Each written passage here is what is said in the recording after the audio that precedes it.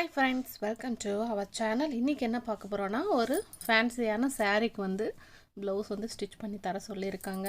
ஃபேன்சியான சாரீக்கு வந்து ப்ளவுஸ் வந்து இந்த மாதிரி கலாம்கரின்னு சொல்லுவோம் இல்லை, அந்த மாடலில் வந்து ப்ளவுஸ் வந்துருக்கு. அதுக்கு வந்து ஒரு ஃபேன்சி ஸ்டைலில் ப்ளவுஸ் வந்து ஸ்டிச் பண்ணி கொடுக்க சொன்னாங்க. அவங்க ஒரு நெக்கு வந்து சொன்னாங்க, அதனால் ஸ்வீட் ஆர்ட் நெக்குன்னு சொல்லுவோம் இல்லையா, அது வந்து பேக் சைடு வர்ற மாதிரி, ஸ்லீவுக்கு வந்து எல்போ ஸ்லீவுக்கு பஃப் வர மாதிரி ஸ்டிச் பண்ணி கொடுக்க சொன்னாங்க. பட் வந்து என்ன சொன்னாங்கன்னா, எனக்கு பொட்டிக் ஸ்டைலில் நீட்டாக ஃபினிஷிங் வேணும் எனக்கு அப்படின்னு சொன்னாங்க. நீட்டாக இருக்கணும்க்கா அப்படின்னு சொன்னாங்க.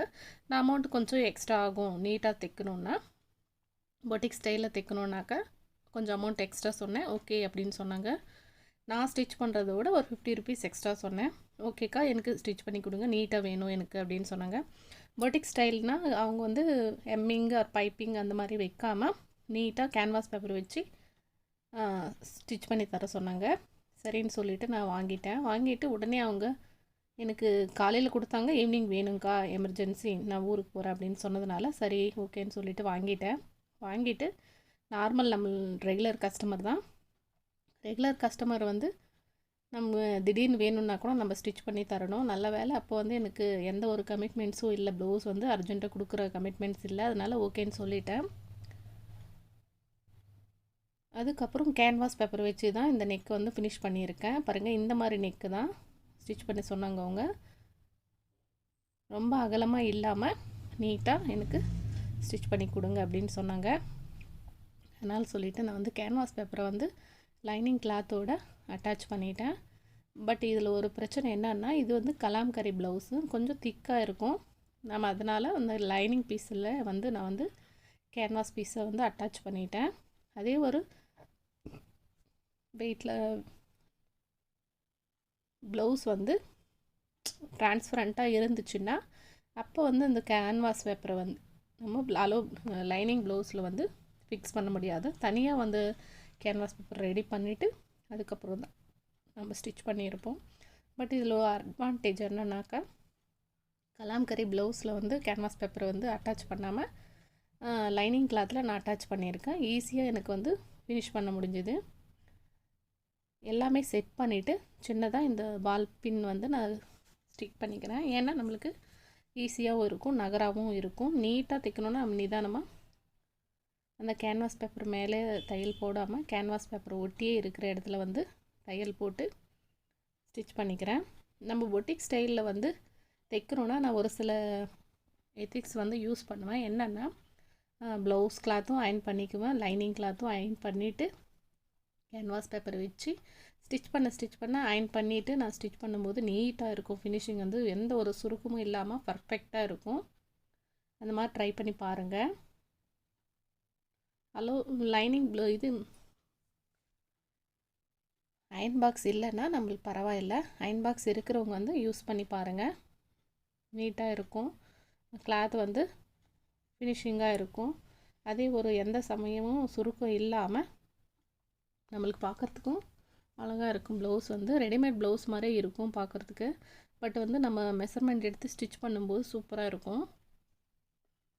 நெக்கு ஒட்டியே நான் கேன்வாஸ் பேப்பரை ஒட்டி தையல் போட்டுட்டு அதுக்கப்புறம் சின்ன ஒரு 1/4 இன்ச் அளவுக்கு விட்டுட்டு கட் பண்ணிவிட்டு அதுக்கப்புறம் சின்னதாக கட் பண்ணி விட்டுட்டேன். அப்போ தான் நம்மளுக்கு ஈஸியாக இருக்கும் திருப்பும்போது. நீங்கள் வந்து பொட்டிக் ஸ்டைலில் தைக்கணுன்னாக்கா வச்சா இன்விசிபிள் பைப்பிங் வைக்கலாம். அப்படி இல்லைனா இந்த மாதிரி கேன்வாஸ் பேப்பர் வச்சு யூஸ் பண்ணும்போது சூப்பராக இருக்குங்க. நெக்கு வந்து ரியலி சூப்பராக இருக்கும். நம்மளுக்கு எந்த ஒரு நெக்கு வந்து ஃபால் ஆகிறது, அதுக்கப்புறம் அகலமாக இருக்கிறது, அந்த மாதிரி எதுவுமே இல்லை. நீட்டாக நம்ம கேன்வாஸ் பேப்பர் எந்த அளவுக்கு கரெக்டாக கட் பண்ணமோ அதே அளவுக்கு வந்து நம்மளுக்கு ப்ளவுஸ் கழுத்து இருக்கும். அதனால் நீங்கள் வந்து கம்பல்சரி பொட்டிக் ஸ்டைலில் எனக்கு வந்து வேணும் யாராவது கேட்டாங்கன்னா இந்த மாதிரி ட்ரை பண்ணி பாருங்கள். அதுவும் இல்லாமல் பேட்ச் ஒர்க்கும் இல்லை ஃபேன்சியான சாரீக்கும் இந்த மாதிரி கேன்வாஸ் பேப்பர் வச்சு ஸ்டிச் பண்ணும்போது சூப்பராக இருக்கும், நீட்டாகவும் இருக்கும்.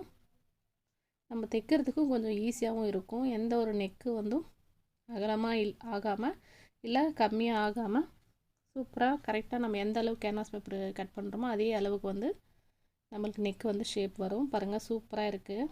இந்த மாதிரி தான் பொட்டிக் ஸ்டைலில் வந்து ஸ்டிச் பண்ணுவாங்க. இதில் இன்விசிபிள் பைப்பில் கேட்குறவங்க வந்து இன்விசிபிள் பைப்பிங் வைக்கலாம். பட் வந்து இவங்க கேட்கல பைப்பிங்கு.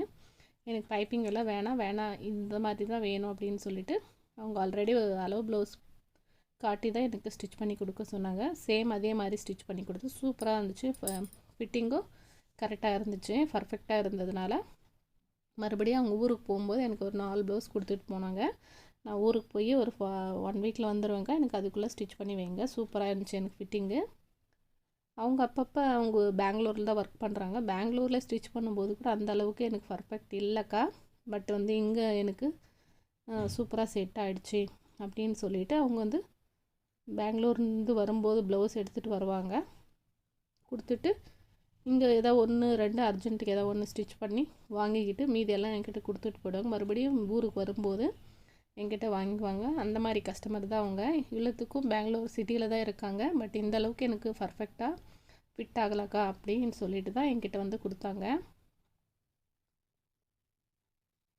பாருங்கள், சூப்பராக இருக்குது. நார்மல் லைனிங் ப்ளவுஸ் தைக்கிறதுக்கும் இந்த மாதிரி கேன்வாஸ் பேப்பர் வச்சு தைக்கிறதுக்கும் நம்மளுக்கு டிஃப்ரெண்ட்டு தெரியும். ஸ்டிச் பண்ணும்போதே அந்த அளவுக்கு எனக்கு பர்ஃபெக்டாக இருந்துச்சு. எனக்கு தைக்கும் போதே எனக்கு அவ்வளோ பிடிச்சிருந்து. இதே மாதிரி எல்லா ப்ளவுஸும் தைச்சா எப்படி இருக்கும் அப்படின்ற ஒரு ஃபீல் தோணுச்சு எனக்கு. பட் இதே அளவுக்கு நம்ம தைக்கும்போது கொஞ்சம் நம்மளுக்கு வேலை ஜாஸ்தி, அந்த அளவுக்கு நம்மளுக்கு பணம் வந்து தரமாட்டாங்க. அதனால சொல்லிவிட்டு அவங்கவுங்க கஸ்டமருங்க எந்த அளவுக்கு எப்படி விருப்பப்பட்டு கேட்குறாங்களோ அதே மாதிரி நம்ம ஸ்டிச் பண்ணி கொடுக்குறது தான் நம்ம டைலர்ஸோட கடமை. அதனால் நான் ஓகேன்னு சொல்லிட்டேன்.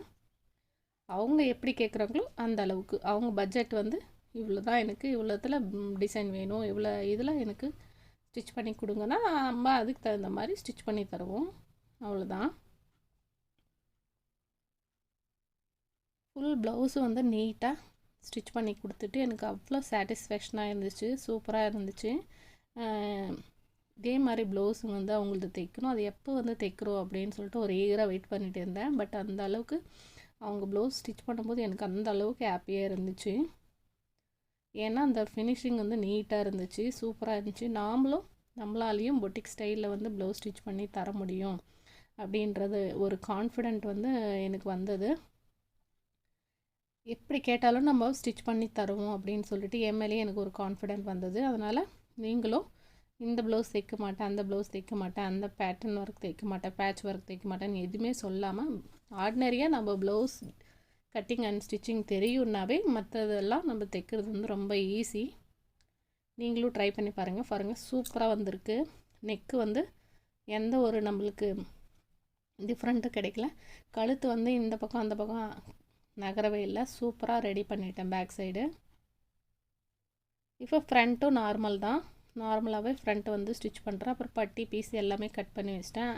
ஆஸ் யூஸ்வல் வந்து லைனிங் ப்ளவுஸ் வந்து ஸ்டிச் பண்ணுற மாதிரி தான் இது எல்லாமே தைக்கணும். பட் ஸ்லீவ் மட்டும் நான் பப் ஸ்லீவ் வந்து கட் பண்ணியிருக்கேன். பப் ஸ்லீவ் கட் பண்ணிவிட்டு ஆல்ரெடி நான் உங்களுக்கு அந்த ஸ்லீவ் வந்து எப்படி தைக்கிறதுன்னு வீடியோ போட்டிருக்கேன், மறக்காமல் செக் பண்ணி பாருங்கள். சேம் வந்து எல்போ ஸ்லீவில் தான் நான் வந்து ஸ்டிச் பண்ணியிருக்கேன். சூப்பராக இருக்குங்க, நீட் ஃபினிஷிங்காக இருக்குது. இந்த அளவுக்கு வந்து நான் வந்து பர்ஃபெக்டாக ஸ்டிச் பண்ணிட்டேன். நாட் வந்து வைக்கணுமான்னு கேட்டேன். பட் வந்து எங்களுக்கு வேண்டாம், எனக்கு இதே கரெக்டாக இருக்குங்கக்கா, எனக்கு போதும் அப்படின்னு சொல்லிட்டாங்க. மற்ற 4 ப்ளவுஸ்க்கு வந்து 2 ப்ளவுஸ்க்கு நாட்டு வைக்க சொல்லியிருக்காங்க. 2 ப்ளவுஸ்க்கு வந்து நாட்டு வைக்காமல் ஸ்டிச் பண்ணி கொடுக்க சொல்லிக்கிறாங்க. நான் அந்த ப்ளவுஸ் எல்லாம் தைக்கும் போது கண்டிப்பாக உங்களுக்கு வீடியோ போடுறேன்.